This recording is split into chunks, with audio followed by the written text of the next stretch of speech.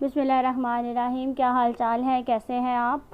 और प्लीज़ मेरे चैनल को सब्सक्राइब करें और बेल आइकॉन का बटन ज़रूर प्रेस करें अगर मेरी रेसिपी आपको अच्छी लग रही है। तो आज मैं आपके लिए लाई हूँ मज़ेदार अचारी आलू। तो चलें फिर स्टार्ट करते हैं। बिस्मिल्लाहिर्रहमानिर्रहीम। ये मैंने 3 अदद टमाटर लिए हुए हैं, काट लिए हैं मैंने इसे। और ये प्याज है, हरी मिर्चें हैं, रेड चिली है और 1 किलो आलू है हमारे। ये मैंने काट के पानी में भिगो दिया था। अब हम प्याज और मिर्चों को करेंगे ग्राइंड।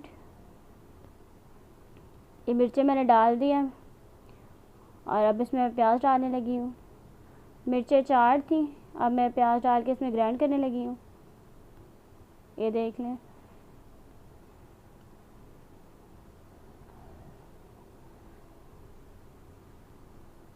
और ये देचकी में घी डालने लगी हूँ।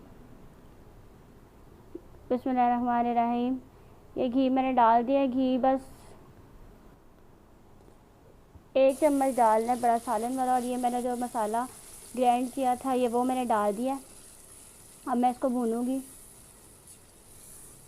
ये देख लें, ये प्याज और मिर्चें हैं, इसमें और कुछ कोई भी चीज़ नहीं है, सिर्फ प्याज और मिर्चें हैं। ये देख ले, ये भुन रहा है, इसमें बबल्स बनने लग गए हैं, घी ऊपर आने लग गया। अब अदरक और लहसुन डालेंगे कुटा हुआ। ये अदरक और लहसुन है 1 टीस्पून भर के। अब इसको भूनेंगे कम से कम 3 से 4 मिनट।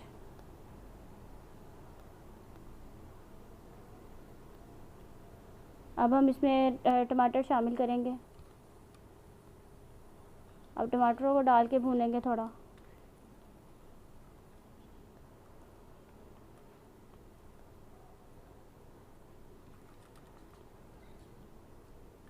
अब ये टमाटर डाल के मैं भून रही हूँ। ये देख लें, अब ये टमाटर डाल के मैंने भूना और ये देखें उसने घी छोड़ दिया मसाले ने। अब इसमें नमक शामिल करते हैं 1/2 टीस्पून। हाँ जी। और ये देखें, बिस्मिल्लाहिर्रहमानिर्रहीम।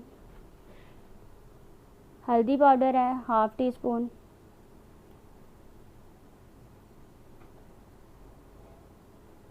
साथ साथ चम्मच चलाते रहें ताकि मसाला नीचे ना लगे। और ये रेड मिर्चें हैं और चाट मसाला मिक्स 1 टीस्पून।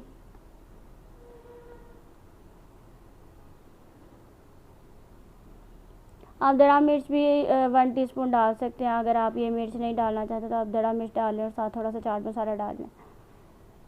वो मैंने मिक्स कर लिया था तो फिर मैंने मिक्स डाल दिया। और अब ये खुश्क धनिया और ज़ीरा डालने लगी। उससे थोड़ा सा मैंने रोस्ट कर लिया था और इसे मोटा मोटा कूट के, तो ये 1.5 चम्मच हम डाल रहे हैं। इससे बहुत अच्छा फ्लेवर आता है, बहुत प्यारी खुशबू भी आती है और बहुत अच्छा फ्लेवर आता है, बहुत मज़े के बनते हैं।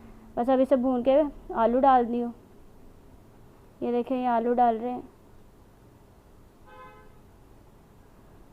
अब आलू डाल के इसको भूनना है और फिर इसमें अचारी मसाला और कसूरी मेथी डालनी है।